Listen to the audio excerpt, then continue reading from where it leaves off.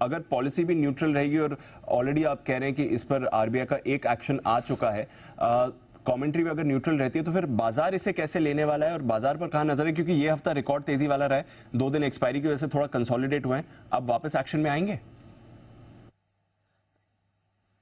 मेरे ख्याल से तो बाजार में कोई दिक्कत वाली बात है नहीं, ठीक है।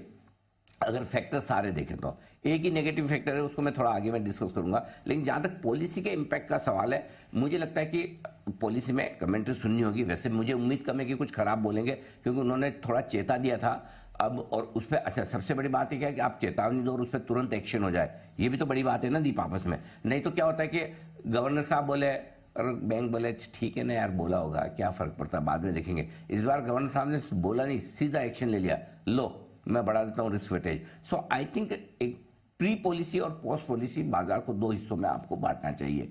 प्री पॉलिसी पॉजिटिव रहेंगे लेकिन सीमित दायरे में, पोस्ट पॉलिसी आप और मैं बताएंगे हमारे सारे दर्शकों को 10 बजे, और बताने के लिए हमारे साथ एक्सपर्ट्स का पैनल भी होगा।